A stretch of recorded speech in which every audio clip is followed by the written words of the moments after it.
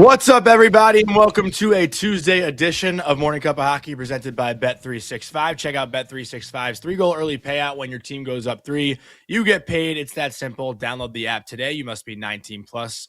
Please play responsibly. And to you, MYR Marine, please suck it because that draw hit last night between Nashville and LA. And we are also presented by Carousel, the most complete choice for shaving and beard care. Made in Italy since 1948, Carousel has been a staple of Italian culture and barbershops globally for 4 generations. So get 15% off at Carousel-USA.com with our promo code Hockey15 in all caps.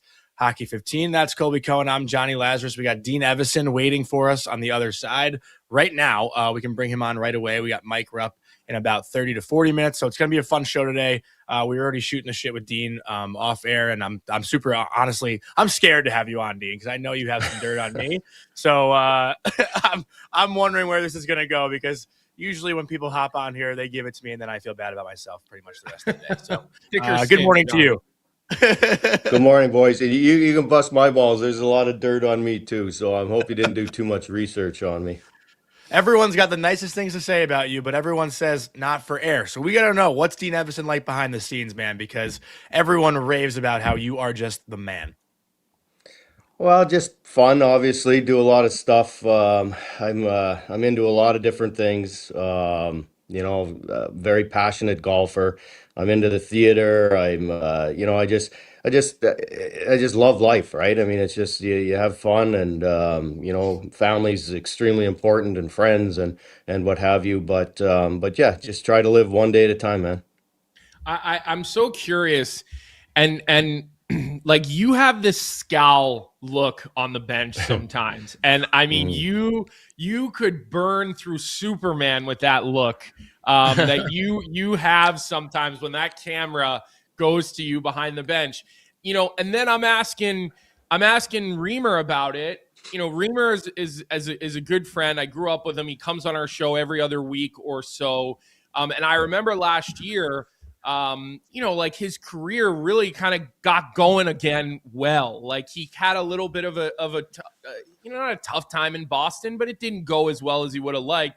All of a sudden, things are going really well in Columbus. They've gone really well this year. But I remember talking to him about, like, what is Dean Evason like to play for? Like, he looks like he's got this, like, that scowl. And he's honestly, the first thing he says back to me is he's a beauty. He's an absolute beauty. And I'm just curious, like, do people give you shit about that? Or do they bring that up to you? Because, like, from afar, you see that and you're like, oh my God, like, he looks angry. Yeah. Mainly my family. They're like, what the hell are you, like? What are you doing, right? And then I, you don't watch back, obviously, those type of things when you're on the bench and what have you. But you get stuff sent to you and what have you, and you try to stay as calm as you can. But I've got a lot of fire and a lot of passion. I love the game, and I said before, I don't. Yeah, you want to stay calm on the bench, but why can't you get excited and be emotional too? I mean, I'm jacked when we score. I'm pissed when we don't, and then we get scored on. So yeah, I mean, it's just. But as far as Reamer, I absolutely loved coaching him. And he sat out a few games, and then but he was a real good player for us here in Columbus. And the thing that I loved about him is that he was straight up. He was honest. He'd come into my office. Why? I'd tell him our reasoning and communicate with him. And he had a great year, and I just love to see guys like that have success. Obviously, his foot speed isn't the greatest, but his mind is just absolutely incredible. And I hope he continues playing. Dean, what have you been up to just the past couple months? We do have a lot of Columbus viewers that, chime in our live chat, and they're all wondering, they were kind of bummed to see you go, obviously. And, it's only been a short span here since you've been let go. And I'm wondering if you've stepped away from the game or if you're still dialed in. Like, how does that work, mid-season? Well, first of all, I just got back from Pinehurst. I've never been to Pinehurst. Cool. Played 6 days and six times in 7 nights. Blisters all over my feet. Walked every round. My back's all jacked up. So yeah, I'm going to the Derby. I'm trying to do stuff like that. When I got fired in Minnesota, I went to the Masters. Thought about going this week, but Yeah, I try to do some stuff like that. I'm still here in Columbus. I filed for my green card, so I've got to hang out here in the States. But yeah, as far as hockey, sure. I mean, I'm watching all the time, right? I struggle a little bit to watch Columbus. Yeah. I did when I first got fired. I wanted to see, how the guys, and it's still very, fresh, and the emotions Yeah. are fresh, and you're both, right? I don't want to see them win, but yet I want to see the coaches have success. But like, it's like a toss up, right? But end of the day, I watch a lot of hockey. I'm really going to dial in the playoffs. That'll be more the systematic stuff. I love to watch throughout the playoffs what teams are doing and why did this system beat that system. I don't get a lot of pleasure out of watching hockey unless it's like the Olympics or the World Junior or whatever. Then I can watch it as a fan. When I'm watching now or last night, well, I watched a basketball game last night, but it's more systematic stuff. I'm watching like I'm not necessarily watching it in the passion of the game or the players or the skill set. I'm watching what they're doing in the D zone, what they're doing through the neutral zone, how are they breaking the puck out, what's their forecheck like. So when you get to the playoffs, that last team, which we've all done with the Florida Panthers, we've copied a lot of stuff from the last couple of years when they won the cup.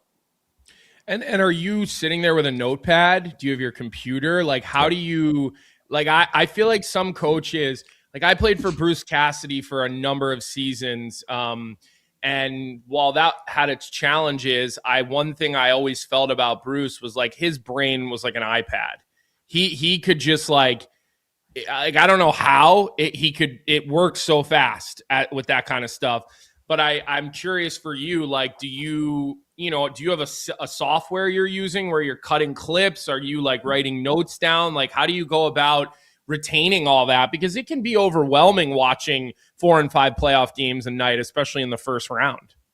Well, I think the important thing, and I do it at night. You wake up at 3 in the morning when you're coaching, and you think of a drill, or you think of somebody you want to talk to that you want to touch up the next day because you thought he had a bad game or whatever. I just roll over and I grab my phone, and I have not a software, but in notes I just dictate into the phone what my thoughts are. I do the same thing sitting on the couch, as opposed to looking down and writing. You can just continue watching and talk into your phone, and then go over it afterwards. But I think it's an important tool, and important to do after you get fired is to one, look inside. Why'd you get fired? There's Yeah. tons of reasons, right? Like there's reasons that I'm not going to burn bridges about, on the management side and what have you. But there is reasons why'd you get fired? Like, why were we not performing well? Why did we give up the leads that we gave up? So you have to be accountable. You have to look at that, and then what you want to correct. And so, like, when I'm watching, like I said, when I get into the playoffs now, it'll be more okay. Maybe I should have switched my D zone up a little bit, or maybe we should have did a little something instead of playing the 1-3-1, or what have you in the neutral zone. Maybe we should do something else. So I think that's how you go around, communicating, or writing shit down on your phone, and then being accountable, and then making your adjustments when you do get that next job. And I know now, like when I was a younger coach, I'm always like, why the hell are they recycling all these old coaches, right? And we'll give a guy, like, I'm coaching 7 years in Milwaukee in the American League. I'm like, well, give a guy a shot, right? Like, Yeah. but I get it now, right? It's Yeah. like, well, you've been through it. The league, there's a lot to this league as far as media and responsibilities, and in the spotlight and all that kind of stuff. I believe, and why you see guys like Pete DeBoer get the job, and what have you, and hopefully I get the next job. You're better off and you're prepared. You've gone through it. You have that experience, and you're a better coach. And I believe I will be a better coach when I get that next job.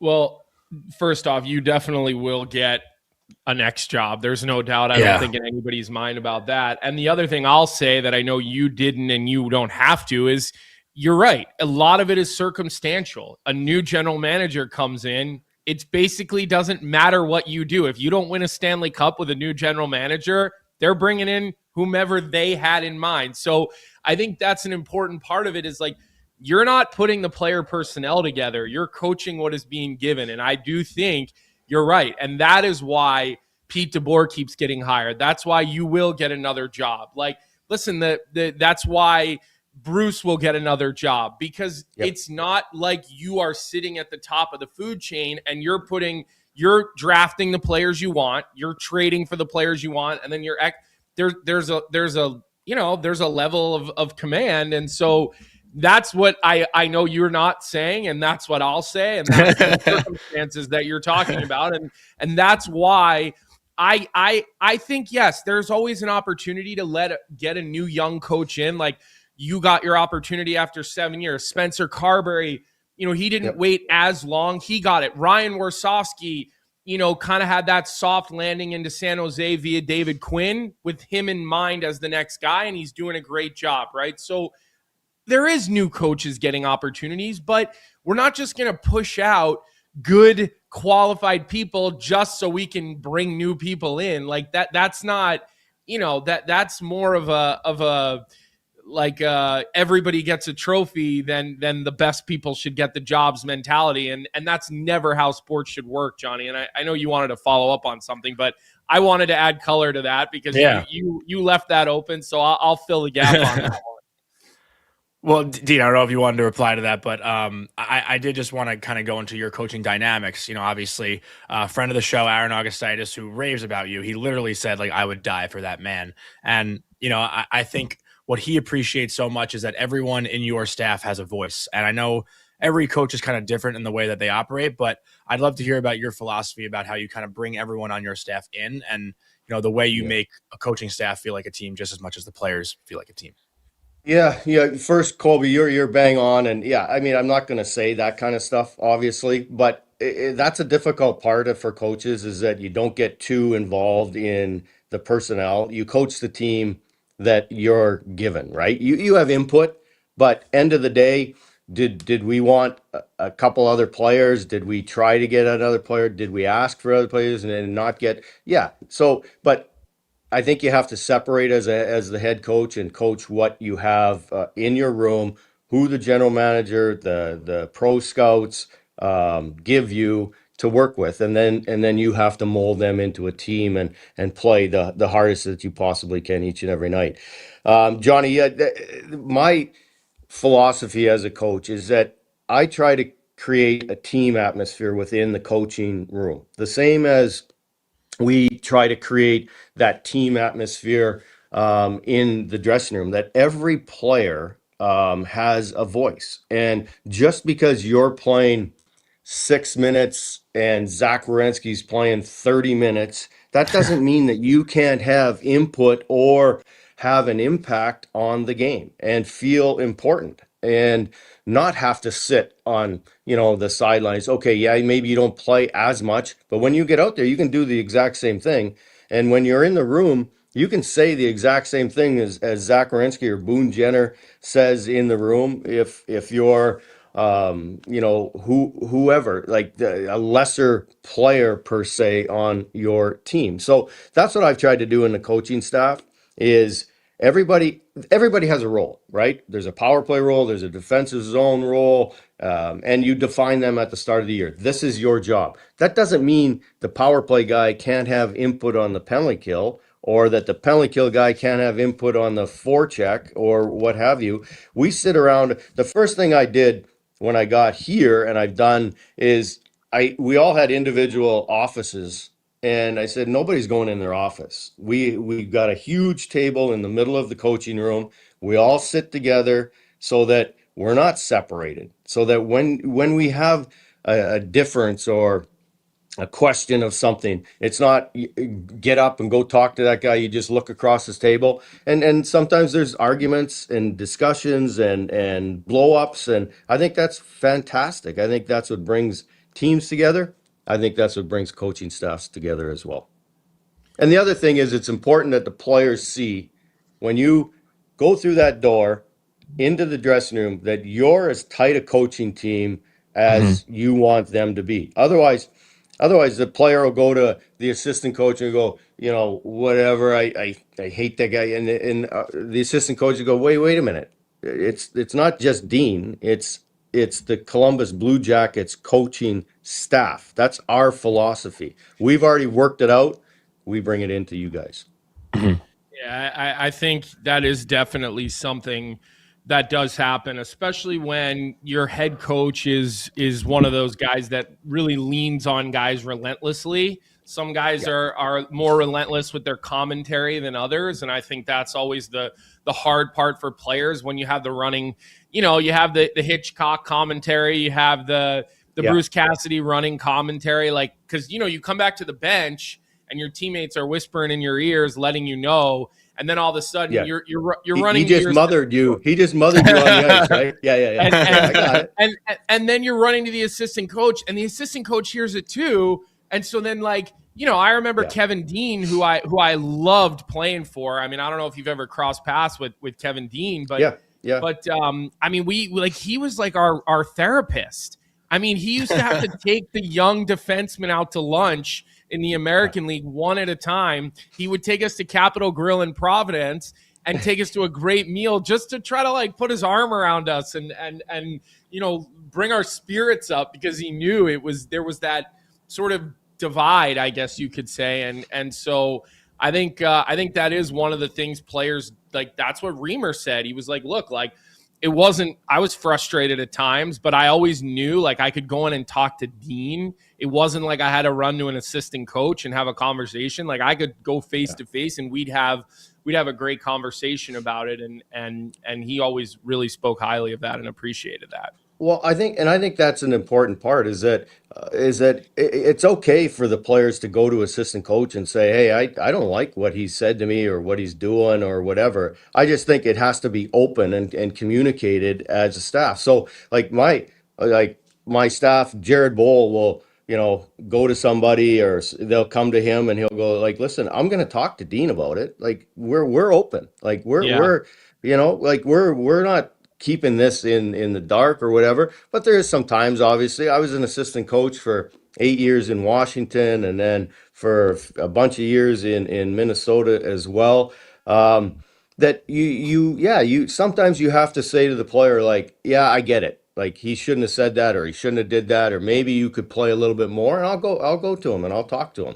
But I think the player has to know that it's not going to be, just you talking to me as an assistant coach, and I'm not going to talk about it. You're not going to accomplish anything. If you're pissed off at the head coach, then go talk to the head coach, tell him you're pissed off. And I think a lot of perception, and we had a guy here, Chinikoff, that last summer said that, I don't communicate with him, and, that we should communicate more, and his agent did. And the first thing when he got here at training camp, I brought him in and I just said, listen, we've talked a lot, and just because it's not always me, Jared Bowl or Steve McCarthy or Scott Ford or Mike Havlett, Aaron, they can all talk to you. They're saying the same thing that I'm going to say to you. But my door is always open, and there's a lot of personalities within a locker room. You try to communicate with everybody, but it's tough sometimes, right? There's a lot of personalities in there, but that's why you have to have a really tight staff, I believe, so that your message is all together. I think based on playing against Jared Bull, he'd be the last guy I'd want to go try to have a conversation with after playing against him in Columbus. He was tough as nails, that guy. You know what? He is an incredible person. Watching some of those fights, and I actually put him on the bench, and I don't think management here liked that. I put him on the bench, and I had 4 guys there, and it was unorthodox. But I thought it was important that his personality was on there, that his fire was on there, that and his communication skills were on there, so that it's firsthand. Sitting up top, you can see the same thing. up top as you can see down below. You're just watching different stuff. Like we all have computers and iPads. We get back to the room and we know when there's a face-off play made. Like you don't have to be 1,000 miles in the air to see how how the face-off play developed. So, but yeah, you're right. When we needed a tough conversation with a player that maybe's playing a little bit soft, it's usually Bowler that went to him. Yeah, that's great. Listen, knowing the personalities, I have small experience coaching, and it's junior hockey, but I didn't realize how much of coaching is personality management. I had no real concept of that. I had heard that talked about. I thought that's why Jack Parker was one of the best coaches I ever played for, because I think Jack, he managed everybody, every personality he managed everyone differently. He really did. There were non-negotiables, but he understood every player at a different button, and I thought he was great at that. Well, you don't treat every player the same, but you treat every player fairly, right? Right. Like I didn't treat Zach Werenski, like I treat Gabranson. You know what I mean? Like it's like they're different personalities. They're different people. There's different buttons to push, and I always called them touch-ups. You always try to have a little touch-up every now and then, and it's not in your office either. It's skating around. It's in the meal room. It's maybe on the golf course. Like this past summer, I tried to play with.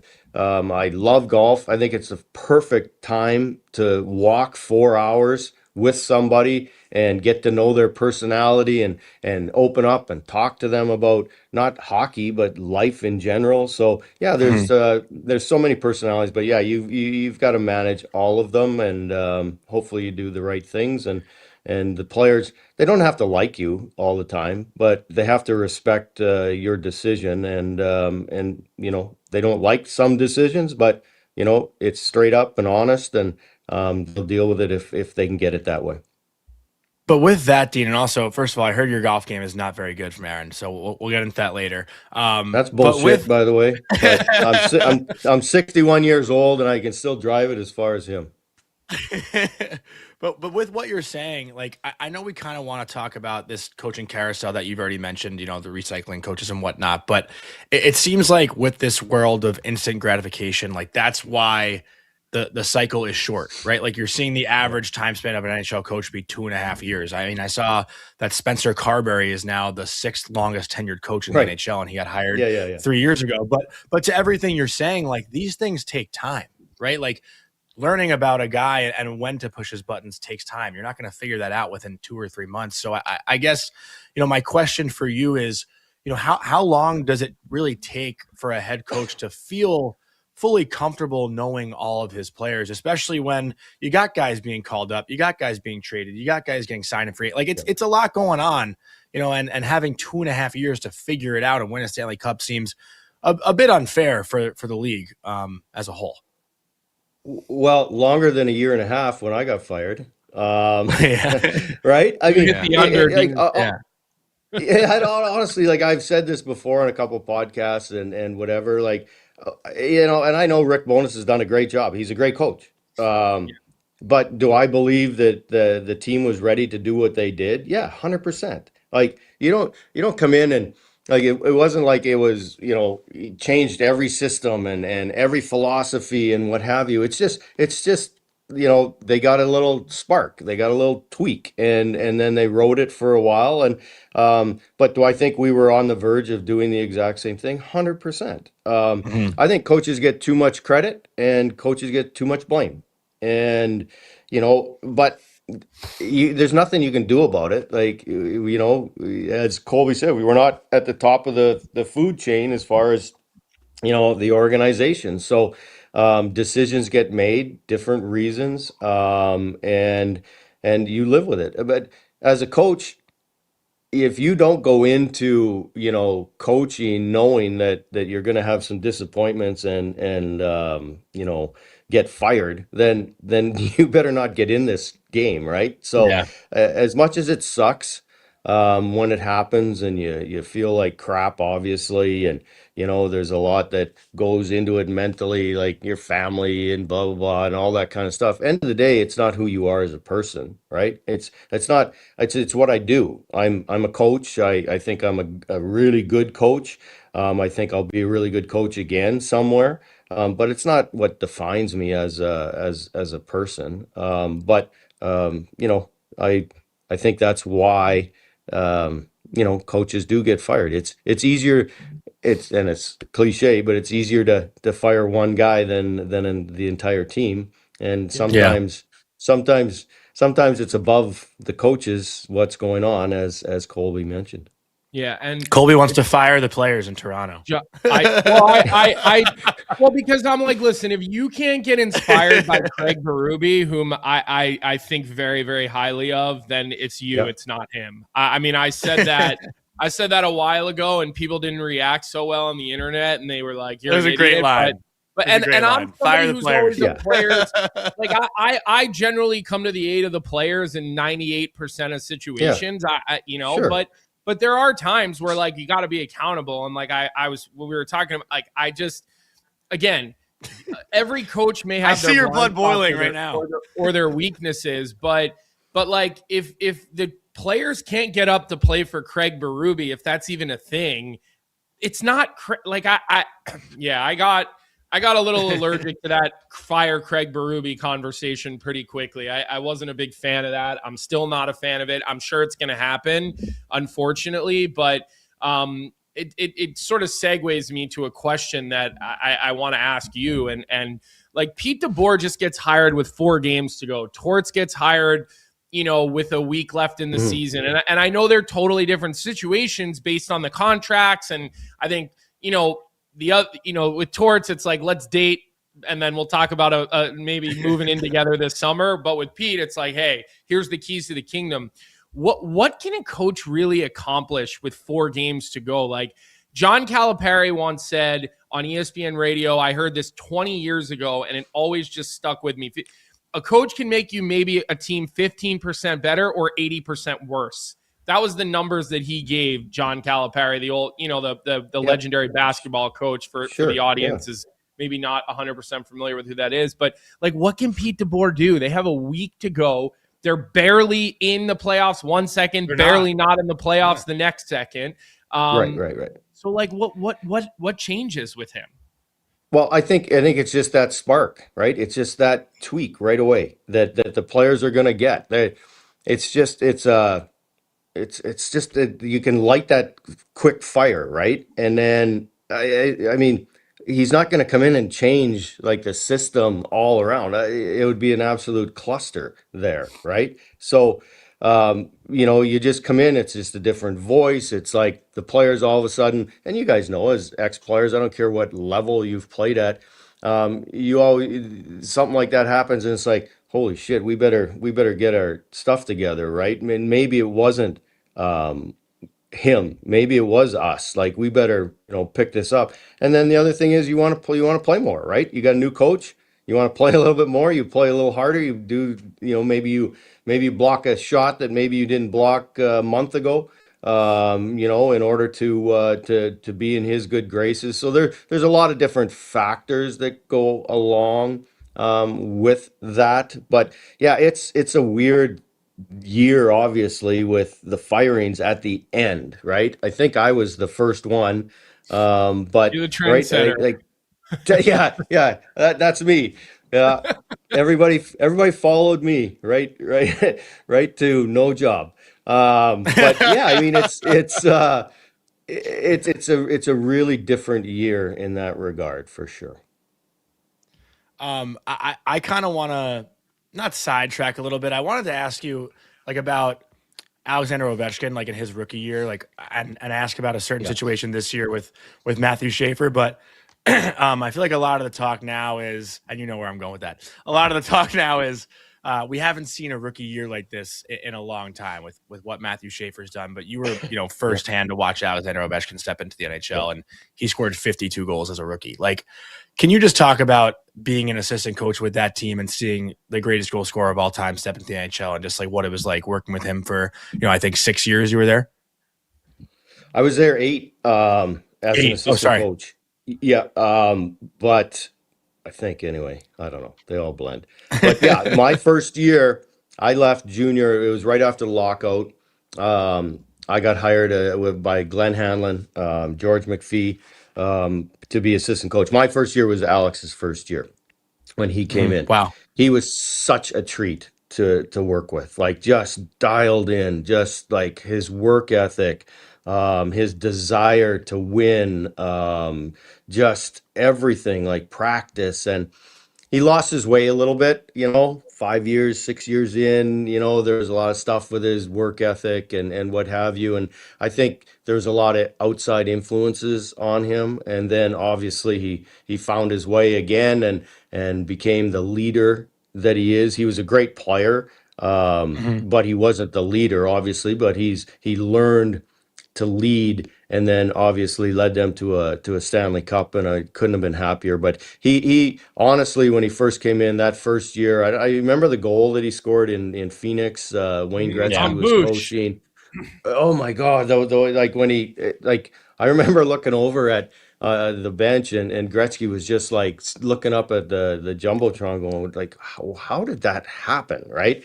But he scored so many goals in different manner. Like obviously he has the shot, and what he does, he shoots the puck. It doesn't matter. Like there's some guys that won't shoot it unless it's perfectly flat and spinning perfect and whatever. He doesn't give a shit. He shoots it however and it's going everywhere, and like a knuckleball a lot of times with the curve that he has on his stick. But he competed, and he got to he didn't just stay on the outside. He gets to the inside too. He loves to be physical. So yeah, it was a lot of fun that first year. We didn't win a lot of hockey games, but it was a treat to watch him each and every day, not only on the ice but off the ice as well. Mm-hmm. I wanted to ask, obviously everyone wants to hear about working with the greatest goal scorer too, but one of the things that happened before you were let go in Columbus was that game. That's why he scores so much, by the way. Is that I ran the forwards. You're running PP? No, I was not. So the key to this power play is don't move. Whatever you do, don't move.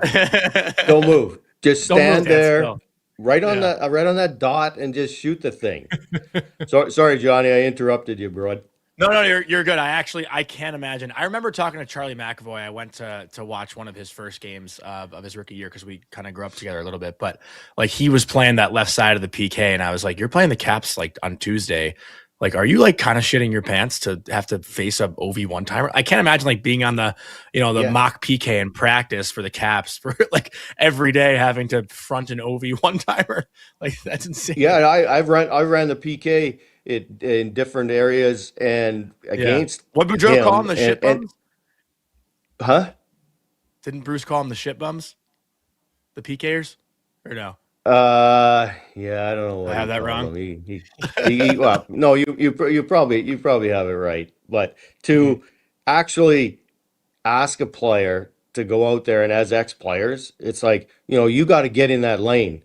Hey, are you freaking crazy? I'm not getting in that lane. He doesn't know where it's going. Forget about like where, I don't know where it's coming from. But so I think that's why you see a lot of teams just plant on him. Now there's a lot of diamond PKs now, so you can actually have a guy over there and look after that a little easier than a traditional box where you got to come out at that.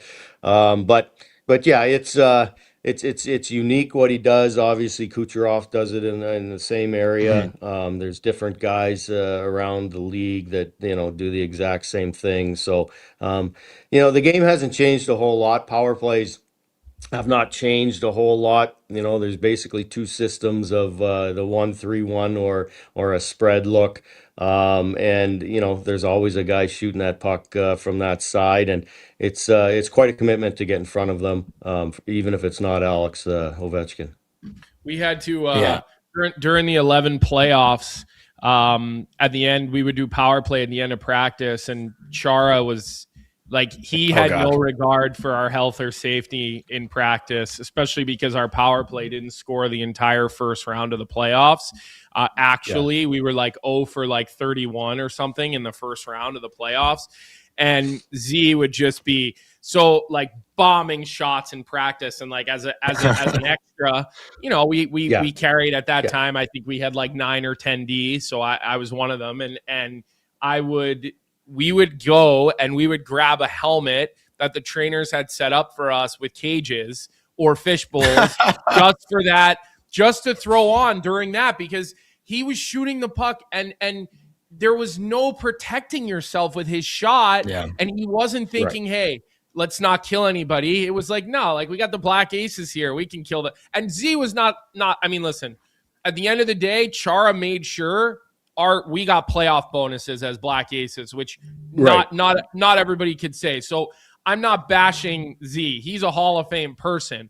But of course. Yeah. He was like, our power play stinks. I need to practice like I'm playing. And so he's just whizzing shots. I'm talking by your head. But I mean, and obviously we know the velocity that he shot the puck with. So I mean, not a fun time. That like 3 months of playoffs, but obviously fun at the end. But like Z was a mercenary with the way he'd be firing the puck our way in that playoff. So man, well, when I was in Milwaukee, we would the coaches would go up and run the Black Aces in Nashville, and it was a difficult task for those guys, but you have to keep them fresh. I think the one playoff series where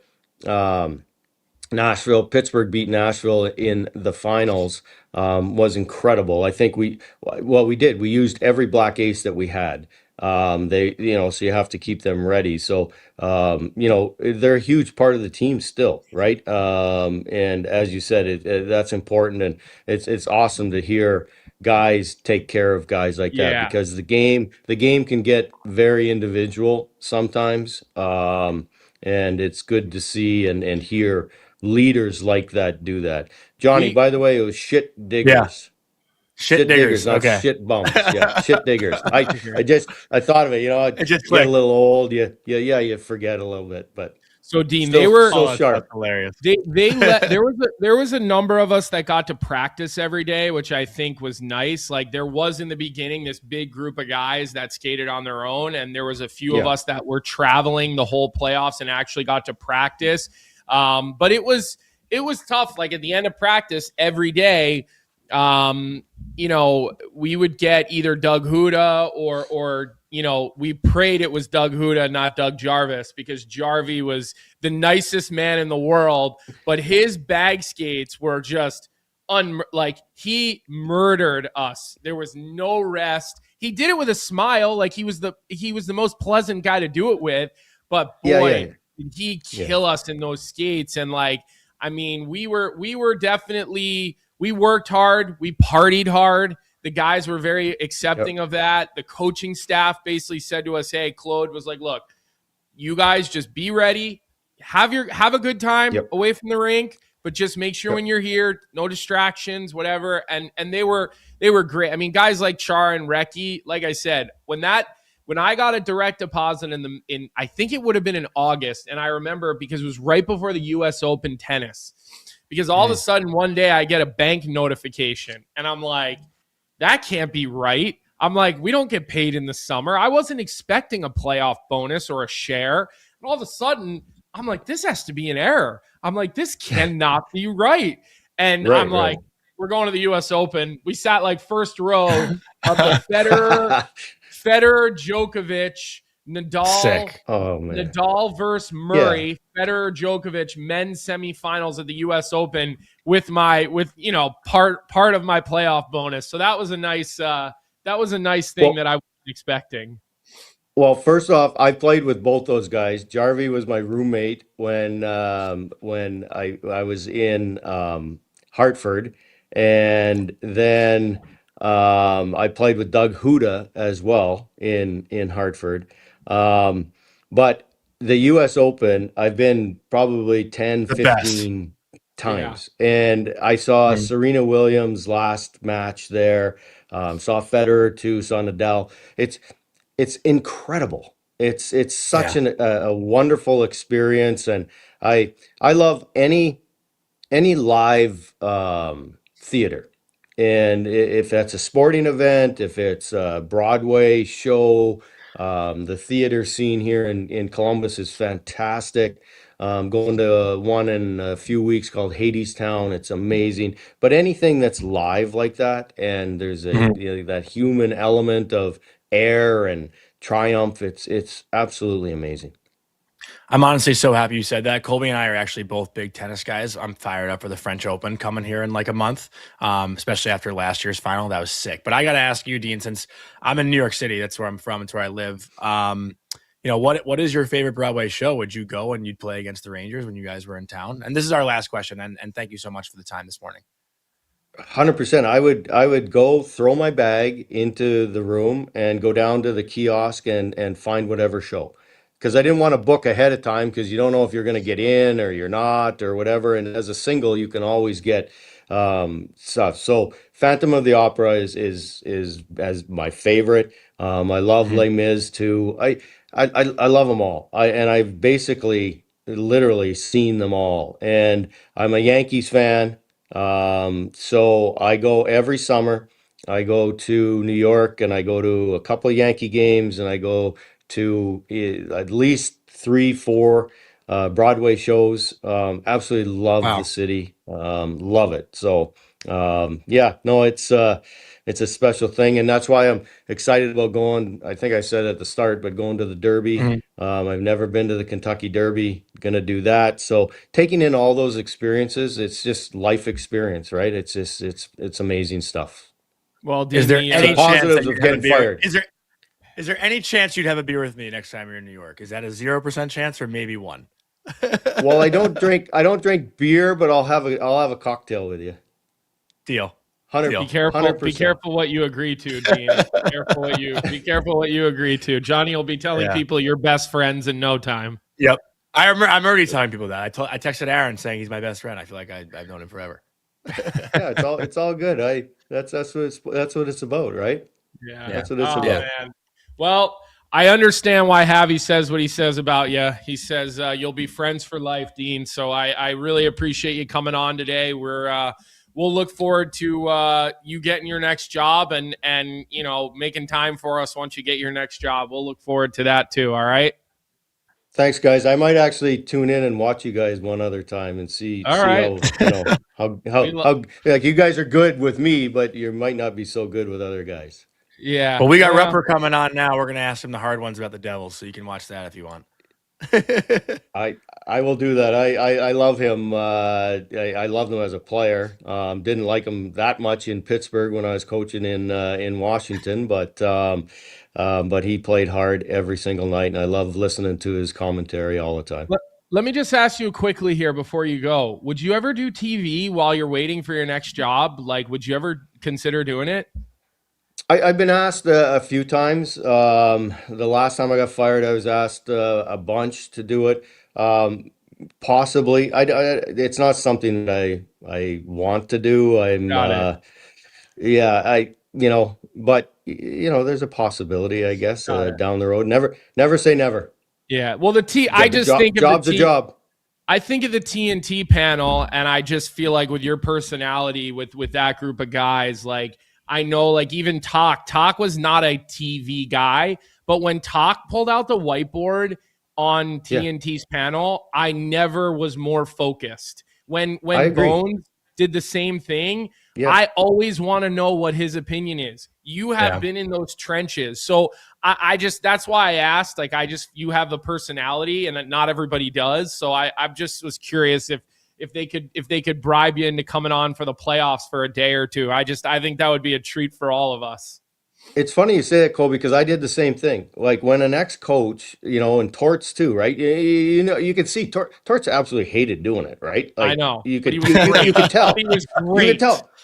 Yeah. But he's great, and then but like you said, like when Talk brings it out and he's drawn up like this is where he should have been and here, like yeah, that's what we do, and it was fresh, right? So everything was right there. So I completely agree with you, but not in the near future. Got it. All I'm right, still fair I'm still enough. getting paid.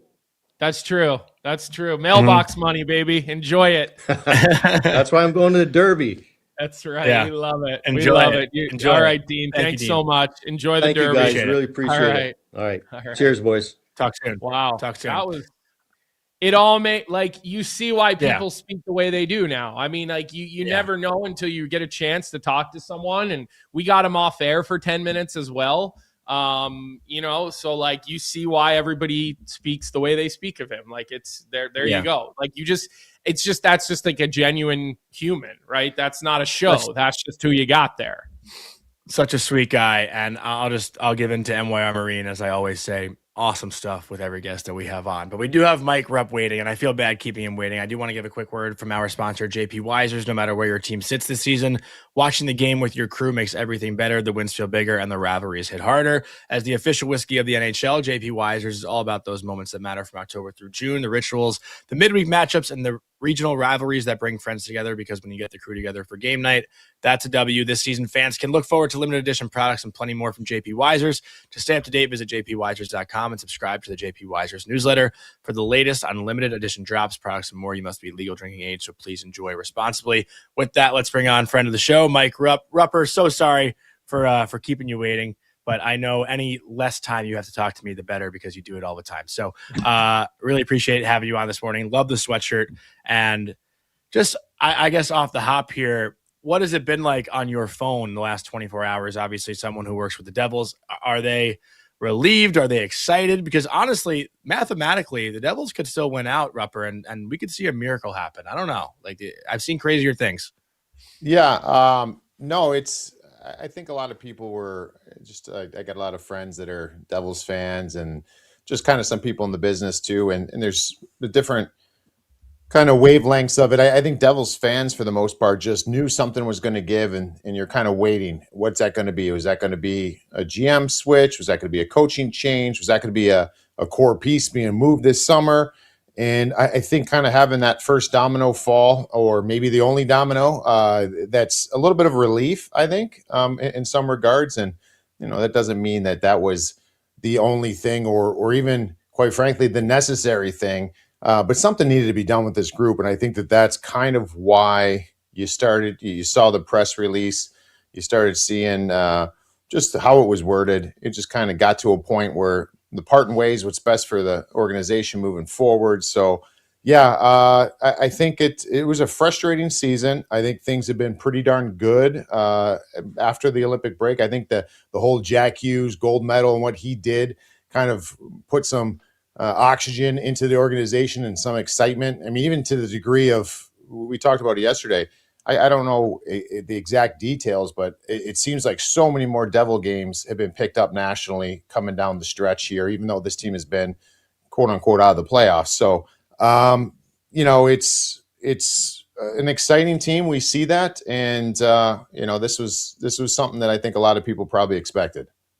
Let me ask you this from a timing standpoint, because I've talked to a couple of people, and it feels like the reason for the timing was actually kind of like it wasn't mutual, but at least the timing, maybe Fitzgerald pushed the timeline up on this a little bit because of what's going on in Nashville, and it almost, the way I've kind of heard it was like he kind of went to Blitzer and said, "Hey, what like, is this happening? What's going on?" Maybe not, "Hey, am I getting fired?" But maybe he even called a meeting with David Blitzer and said, maybe we should talk. And that's what created this timeline, Rupper. Like I said, I've talked to some people that have sort of said that to me that I think are pretty in the know. Have you heard anything about it kind of going down that way? Because, I mean, look, the first captain of the Nashville Predators was Fitzy, right? Mm-hmm. The names being talked about for that job,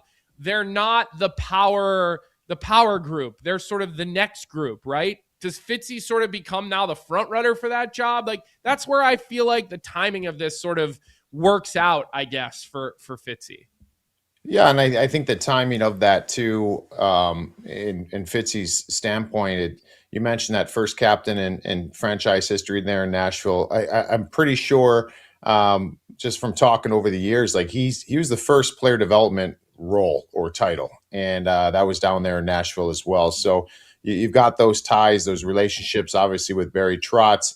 Yeah, I don't know. I have not heard that happened that way or not. I haven't heard anything on that in that regard. Just as far as the timing of it, I look at it more from the timing from the Devils' standpoint, and maybe it did happen both ways, and maybe that's why it was genuinely mutual, just needing a new change and a fresh start for both. Because the Devils are in a situation here where there's going to be, in the coming days, unfortunately, we always see it. It's just the nature of the business. You're going to probably see some more coaching vacancies, or at least another one. You're going to probably see the potential of another GM switch. So just like all these things, there's only the line is getting interesting with some of these and the timing of it. So you got to get in line there. And I think that the human nature of it is, for the Devils, like you don't want to be left and kind of settling, and you want to get ahead of it. So I know that that's what a lot of people are talking about as well. And I think there's obviously truth to that. But it just felt like something needed to be changed. This is the part where the business is nasty, where there's going to be a lot of Devils fans that are like, thank God. And, Fitzy's done a lot of really good things for the Devils, built this team. He really, really has. And you can make a good long list and kind of brought this team along. Now, have they had issues, injuries, all those things? Absolutely. But I also sit there and look at it from the standpoint of, he brought them along. And this business isn't fair in regards to, sometimes, like, let's just say, hypothetically, they run this back in next year, Fitzy was in place. The first sign of some bumps in the road, which happen every single year for every single team, the automatic's going to go right back in that distraction. New GM. Like, you know what I mean? Like, these things don't get quiet with fan bases. It's not always fair. We've seen it we thought about this even from a player standpoint in Edmonton with Stuart Skinner. For goaltender, like, you knew the story's been written. Like, anything less than a Stanley Cup, we don't have the goaltender, and you've gotten pretty close in a couple of years where the goaltending was pretty good through stretches of the playoffs. And the reason why I'm just using that as a comparable is, in this business, we always look for that's the reason, and once it's kind of decided that that's the reason, people don't get off of that. And I felt like that's where kind of it was at with Fitzy in a management position, where all those decisions were made, where it almost just felt like, you know what, just to cut that and kind of move forward and have some excitement maybe going into this offseason. But that was probably the best move. But doesn't it also feel like, Rupper, that there's always something next? Like the Devils fans, it was Fitz this year, right? Fitz. And maybe right now, and obviously we're not rooting for anyone to lose their job, but maybe right now it's Sheldon. But let's say the Devils have a new coach next year and a new GM next year. Then what is the thing if things don't go? Like, Jack Hughes got a lot of shit this year. You know what I mean? Like, is it, we can't win? Like, it's always fans trying to find something. And, I feel like people don't necessarily look at things anymore as a collective versus like one scapegoat always in every organization. And maybe Fitz is the scapegoat for the injuries that have happened over the last 3 or 4 years. They've had really bad luck. Like, let's call it what it is. They have. Yeah, no, it's true. You kind of look for that next thing. And, I just think this is a pivotal hire, obviously, like it is for any organization when you kind of depart from the top and have that vacancy. But they've got a lot of decisions to make here. I mean, they've got their captain that's up. I think they get him signed. I just don't see any way they don't. Although that when you're talking about shaking up this team and this roster potentially, that's the one ask that every organization has. But there's a reason for that. You don't want to lose Nico Hischier. So that's a big thing. There's got to be a decision being made on I don't see this team going into next season with Dougie Hamilton and Simone Nemitz both on roster. So a decision has to be probably made somewhere in there. I think there needs to be some tough conversations had with some of the leadership guys and the veterans. Jack, there's something to be said where we sit there and we look at their numbers without Jack. And I know Jack came back banged up, and they had I thought he looked pretty good prior to the Olympics as far as generating opportunities, but he wasn't scoring goals. You could tell he couldn't really shoot the puck that great, but he was making things happen out there. But just I'm a big Jesper Bratt, Timo Meyer. Like, I love a lot of these pieces. Dawson Mercer, see what the future brings with him. They've got these players that have been around for a while, and I think they've got to have a little bit of a conversation here, because I know a lot of the narrative is, well, hey, when Jack goes down, this team can't do anything. Well, that's a problem. Like that's a problem with personnel. And we see other teams in this league that lose their best player, sometimes their best players, and they still are able to look like themselves in some regard. That has not been New Jersey. And I think you've got to kind of smoke out. Do we not have the right personalities, the right players to complement each other through the rough times? I mean, everybody, if we're going to talk about health and playing your style, everybody will be good in the NHL. If you're talking about every team, like you go into a game, if the Vancouver Canucks go into a game and they're playing their style and they're healthy, they'll look good that night. Well, the NHL is about playing good and playing through things when you feel like shit, when you're not healthy. Like, those are what the good teams do. And that's something that's lacked here in New Jersey. So I think whoever comes in here has got to have some tough conversations. So, man, you're right. It usually is that one thing. But if you have that, and if everybody thinks because you're making this GM switch, that's what's going to get this team over the top, like, there's a lot of work to be done. This team's close. Don't get me wrong. I think they can be one of the top teams in the East next year. But I think there's some tough conversations and some tough decisions to be made. And I'd be curious your opinion here, Rupper. Like, I don't think Sheldon Keefe's fate has been sealed yet. I think whoever is the new GM is probably going to come in, and he's probably going to talk to the players and try to get some feedback from the players, from the marquee guys. And I feel like general managers like to wait, because especially a new one, the minute they bring that first GM in, their clock sort of gets started. I feel like you get a free 6 months on the job if you just wait and see. It gives you time to evaluate, the players, the coaching staff. So, like, I could actually see a world where a new general manager comes in and Sheldon Keefe has at least the life to start the beginning of the season. Remember, I think he has like 2 or 3 years left on his contract.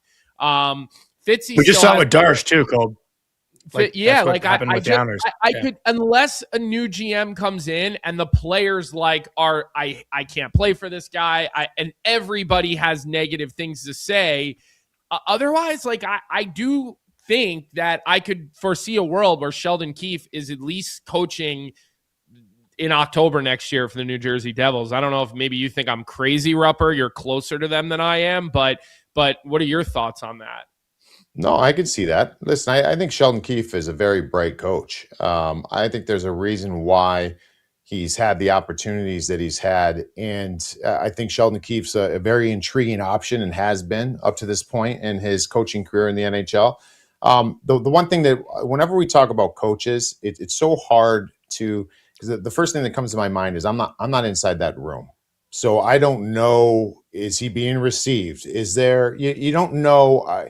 Inside that room is a privileged relationship as far as what happens. So it's hard for me to say, and that's why I don't like when people say, oh, this guy lost the room. That guy, that guy's good. Like, we don't know. We're not in there. So, but I will say this also, year-end meetings, I've been on teams where coaches get sewered and they get fired. Yeah. That is a slippery slope. Exactly. And if you're going to listen, if you're new management, whoever this is coming in, and you're going to go around and have all your meetings, which you should have with everybody, you got to be careful. Sometimes when players are so freely to speak about wanting a change at the head coach position, the problem isn't the coach, it's the players. And then once you open that can of worms, now you feel like players feel like they have a voice, and you got to correct that. Like, I don't know what you got to come in here. You got to hear it out. I could totally see Sheldon being back. And quite frankly, a lot of the stuff that I think Sheldon has said this year, I've really liked. I think he's a guy that when he's not always warm and fuzzy. He's not always giving you great answers. But once in a while, like, he'll sit there and he'll take time. He doesn't give great answers to what he deems, I think, stupid questions, which I understand. Yeah. You mean like when Jonny asked him questions? Yeah, but I give a heads up that it's a dumb question at least. It's a dumb question. Well, you're just setting yourself up for a reaction then. But Sheldon he says, like, at the end of the day, remember the comments he made this year where he was just like, basically, like, we got to finish. He kept like reiterating the same thing. At the end of the day, there's no X's and O's. They're going to teach a player or an organization how to get over the hump. Like, you just got to do it, man. Yeah. You got to find a way and get uncomfortable. And I think, without calling out the team, I think that's what he's kind of saying, is that, like, hey, we got to find a way. Like, we got to find a way. And I like Sheldon, but the X factor and all that is how the players feel about him. But then also the X factor on top of that is how a GM manages that, because you cannot let you can't let them rule the roost. And so I don't know how you come in here. You just got to have those tough conversations. But I could totally see Sheldon being back, and I would be good with it. I want to ask you, Rupper, my last question is just about Nico Hischier. We kind of hinted about him being ready for an extension on July 1st. Like, he's a guy who, and I know you appreciate him, and we talk about him on Tri-State, but nationally does not get talked about as much as he probably should. I'm wondering maybe what you would make of his next contract, like what that could possibly look like. 27 years old, captain of the NHL, good for 35 and 35 on a good year. Like, what does a guy like Nico make in his next deal, obviously, with what we're seeing contracts looking like now? Is it 10? Yeah, I mean, oh yeah. I mean, Nico is so Nico signs that deal under Ray Shero, but that ends up being, in today's NHL, it was a really good deal the last number of years for the Devils.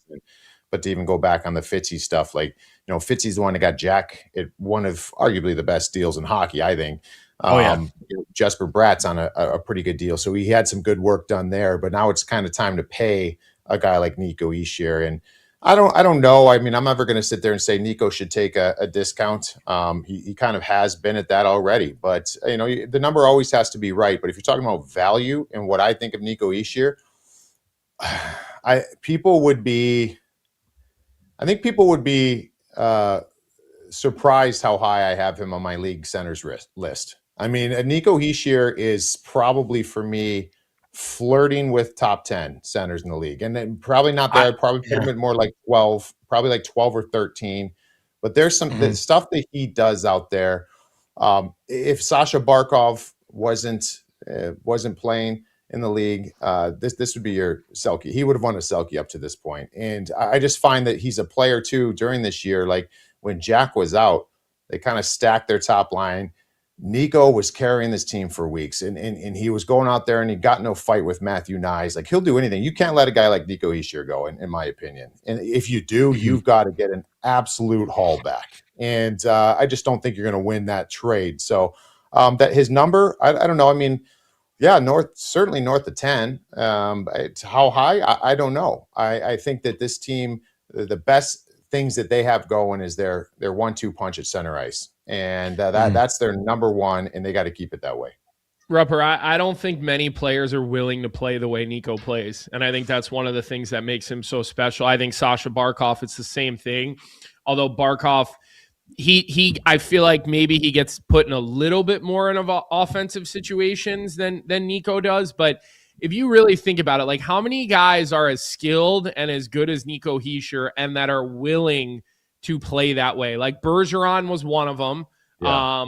Ryan O'Reilly has had a lot of those moments in his career. Although, if anybody, Arthur says Brock Nelson.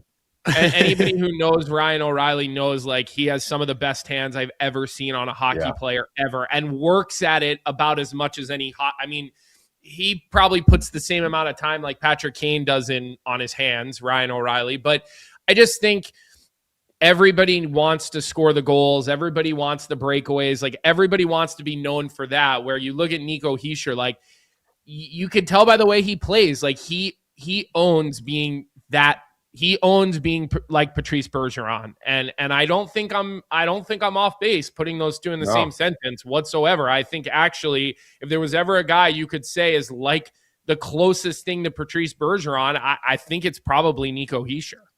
Yeah, the one thing that makes those comps hard when we go with like a Sasha Barkov is Barkey's so big, right? And that's why I felt like he's that makes him. He's like Suzuki. Yeah, like Barkov's kind of in his own category. Suzuki's a nice comp, but we're talking about guys who've won a Stanley Cup, Selke, like Patrice Bergeron's a great comp, and he's low maintenance, isn't gonna say much. I think there's some times where I think a fan base may want to see, I don't know, more. I don't know what you want to call it. I don't want to say spunk or more attitude, more, passion, but that's not him. Yeah. And that's what makes him, I think, a great leader is he's got that chill factor. So it's almost like it's sort of like a comp for me back in the heyday of Chicago with Jonathan Toews and Patrick Kane, like the combo between Nico Hischier and Jack Hughes. Like, Jack's going to put the people in the seat. Jack's going to bring you out of your seat. He's going to be that, the showtime that Patty Kane was to Chicago. But Jonathan Toews is going to do a lot of the dirty work. He's going to come through in the big moments and isn't always going to get praised at the same level. So, but yeah, Nico he's a very, very unique player. And that goes to my point. All the rumors you heard at the deadline, all those things when we're talking about this team making moves, we know how they've been kind of strapped with the no move clauses. In the limited no moves. Nico Hischier, from what I heard, has been the ask from everybody. Everybody recognizes that, and they want a Nico Hischier. Yeah. Thank you, Rupper. We appreciate your time this morning, and always a pleasure talking to you, Colby. I don't know if you had anything else. How's Tri-State going now that you have to work with Jonny? What's that? If you want, we can put Jonny off the screen and put him in timeout for a roller coaster over here, so you can answer honestly. It's been great. It's been great, except all the teams kind of pooped the bed this year. So here we are, So now we got to sit here and, we're trying to figure out if we're talking about just these dreamed up scenarios and try to figure it out.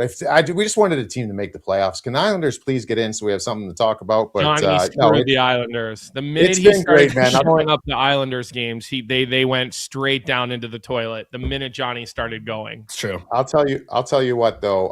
The pod will be at some point. These teams are all going to get good at the same time, and it's going to be a blast because we're starting to see some of the passion from the fans. It'll be great. A little bit of turf wars. I think we'll eventually get there. Yeah. Well, I enjoy it. And I love the voicemail feature that you guys use. And I think the guests have been great. And I just love that Peter Laviolette gets on with you guys. And the first thing he does is chirp Jonny. I mean, and Dean Evason did the same thing today off camera. Before we started the show. He literally, Jonny said, "Hi, I'm Jonny." And Dean was like, "Oh boy, do I have something to tell you." Just went right at him. I mean, it's infectious. Yeah, it was good. It was good. All right, well, it's funny yesterday, Rupper. I had an Islander fan named Frankie in my DMs and tweeting at me, threatening to kick my ass if I show up to UBS Arena again. And he was dead serious. That guy's trying to fight me on Twitter too. And meanwhile, all I want to know is where he got his chain so I can buy it. He doesn't like that. Apparently. Actually, the first person I've ever blocked on social media was that guy because he was seriously just DMing me all day to kick my ass. I was like, dude, just leave me alone. But Rupper, we love you. Thank you. Appreciate it. Thanks and I'll talk to you in a couple days. All right, boys. Have a good one. That guy Frankie was unhinged yesterday. Oh, yeah. I thought I was playing into it. I thought he was kidding, but then the whole day he was really trying to but also tell me to, show up and kick my ass. What did I do to him? I don't know. What was my thing? I don't know. I don't know. But he said you're an even bigger idiot than me, so that's a win for me. Well, that's what I'm.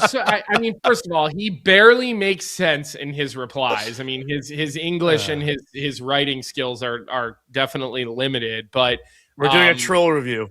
But yeah, like I couldn't figure out. And like he obviously didn't. He said that the second time I asked him for the link to buy his necklace, he said that he'll give it to me after he pounds me with it. So he also looks like he's probably about 4'10". So I think I probably would have a good chance with that one. I thought we were friends, so if you are listening, Frankie, I thought we were boys. I don't think Frankie's listening. He does not strike me as the kind of guy who's listening to our show. He might be. I don't know. But either way, the hateful ones usually listen, don't they? Yeah, they usually listen. Yeah, I thought like, well, it's funny. We had been DMing like throughout the year. He'd like message me every Islanders game, like "Go Isles, big win," and then I posted the Flyers winning at UBS Arena the other night, and then like he like wrote something like, "You like, and him were Twitter buddies." No, we were like literally. He'd like DM me on Instagram. Like we'd be DMing like all year. He'd DM me like big Islanders like, and then I posted the Flyers thing the other night, and then all of a sudden now he hates me. So I don't know. I thought we were boys. Now we're not boys, but it is what it is. It's okay. Like it's whatever. But yeah, great action last night, Colby. I mean, the Sharks again now back in the mix. Like that Western Conference playoff race, you got the Kings. 32 overtimes for the Kings this year. 32. Are you kidding me? Just 32 points alone just on getting to overtime. That's insane. But the Sharks, 2 points back. Kiefer Sherwood's been so good. He scored a big goal last night. Colin Graff, what a pass he made to Will Smith. Not sure if you saw that one. The behind-the-back play from the goal line, which usually you see in the power play to the back door for Will Smith, but that was in 5-on-5. So the Sharks, a lot of fun to watch. My boy Mario Ferraro got that Shark necklace last night. So super pumped for them. I'm really pulling for them, man. Like I'm pulling for the Sharks more than I think anyone to make the playoffs. I don't know if you like heard the buzz in the building last night in the Shark Tank. Like it's a fun building to watch games in again. It looks like I've never been there, but just through the TV and Vic, good job pulling up this goal. Like watch Colin Graff on the goal line. This looks like a power play. The way he makes that backdoor pass to Will Smith, unreal. I don't think the Sharks play again tonight, but we do have 11 games in the NHL tonight, Cole. You got the Lightning and the Senators, which is a huge game for Ottawa, but also Tampa and I think Montreal play on Thursday. Right now, the Atlantic Division, just 2 points separate three teams. Like the Montreal Canadiens could end up even winning that division, which would be nuts with how good they've played as of late. Any other games catch your eye tonight? The Blue Jackets and Red Wings is another big game. Well, that's Devils Flyers. That's a loser's done. Somebody has to get points in that game, and I'm pretty sure the Flyers play. I'm pretty sure the Flyers play Detroit again as well. No, not tonight. I just mean they still have a game against Detroit remaining.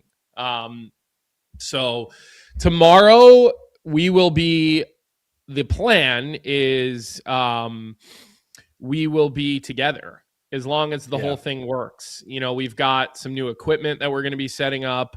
One of those audio mixers. You downloaded the thing you're supposed to download, right? I got the drive. It's packed in my bag. So we're hoping we'll be able to set that up tonight and do that tomorrow. It'll be early in the morning for us tomorrow. I'm going to be in your hotel room at 5:15. No. Come up at like 5:30, 5:45 with coffee. No, Caroli needs us to hop on. Let's get set. I think what we should do is we should get set up this evening. I think that's probably a better play when we get there. When you get to Vegas, I think that's a much better decision. Have that all set up for tonight. Tomorrow's a big day. We got to talk to all four teams. The Frozen Four. It's media day at the Frozen Four. It's going to be a long, long day, but a fun day. Someone said just have a sleepover. Colby would rather do anything than that. I would let Jonny. If Jonny stayed in my room, I think I'd make him sleep in the bathroom. Let him sleep in the tub. The bathtub. But we are staying at the same hotel, so that does make it easy. Maybe I don't know. Is Glenn coming in tonight, or is he come in tomorrow? Do you know? I'm not sure. I'll have to text him. Yeah, I'm not sure. Okay. All right. Games are Thursday. I was going to say maybe we'll get Glenn on either tomorrow or Wednesday. Yeah. Maybe we'll have him come on live. Like come sit, and we'll pass. Just in between us. Well, I'm sure we'll set up a couple of chairs. I'm sure we could set up a third chair. I'm pretty sure I got a notification from the hotel that ESPN got me like a big suite. So I think cool. I'll have a living room that we'll be able to hopefully set up in. So you got the light, right? That you got that, right? Yep. Okay, good. Yep. All right. All right. Well, didn't you you won your bet, the bet last night, right? You hit the bet last night, didn't you? I hit the draw. So you're going into you're heading into Vegas on a hot streak. Yeah, which is dangerous. But tonight's Bet365 bet of the night. There are a few things more stressful than a close hockey game. One late back check can make all the difference between a chance at playoff glory or an early spring tee time. That's why Bet365, an official partner of the NHL, is offering 3-goal early payout. If the team you're riding goes up 3 goals at any point in the game, they'll pay your bet out early. Hockey fans have enough things to stress about. With 3-goal early payout, now your bets don't have to be one of them. Bet365, download the app today. You must be 19 or older. Please play responsibly. And tonight, I feel like we got to do it, man. We got to go Cole Caulfield anytime goal, -116 on the verge of 50. He's due, right? It's going to happen at some point. He's gotten the last 2 games without a goal. The Montreal Canadiens, who do they play tonight? They are home against the Florida Panthers, who are, a pretty depleted team right now. Got to think Cole finds a way to get the 50th. And that's what we're going with tonight. Okay. And people are saying that I still owe you dinner. I mean, we are going to dinner tonight. So remember from last year, yeah. Remember you didn't show up to dinner that night? My connecting flight, and I'm connecting again today. You don't have a direct. You live in New York and you don't have a direct flight? No, dude. No. When are you gonna learn? Tight budget. I was told. Flights that don't go direct are more expensive. What? No, they weren't. No, the flights were the direct flights were kind of expensive, honestly. So I found an American. Where do you have to stop? Charlotte? Flight. Stopping in Dallas, actually, which is nice. Stopping in Dallas. So at least it's like on the way, kind of. Yeah, it's not bad. Jeez. Where is dinner tonight? I'll tell you later. Okay. Depends how much you annoy me today, and I'll if I invite you or not. All right. Fair? Yep. Wrap it up. All right. Listen, let's make sure we hit the like button on today's show. Subscribe to the Daily Faceoff YouTube page. Leave comments on the stream once the show is done. Get your automatic downloads going. We'll have 3 different episodes from today. We'll have the full episode available. We'll have the conversation with Dean Evason available. We'll have the conversation with Mike Rupp available, all separately, in case you want to just listen to one of the interviews. I don't like this whole thing in the chat right now about Colby pay up. If you only knew the debts Jonny had to pay with me, then I don't think any of you would be saying that. But I don't like owing. I always pay my debts. Anyways, so yeah. That's what we got. Tomorrow we'll be live in Vegas, early morning for us. Looking forward to the Frozen Four. We'll have some conversations about some of the teams and some of the players and some of the guys that we think might be heading to the National Hockey League here in the coming days. Once the Frozen Four is over, there's definitely a number of them. And with that, we'll let Vic start getting ready for Leafs Morning Take, and we will see everybody not in our normal spots, but in our normal time tomorrow. Have a good rest of your day, everyone.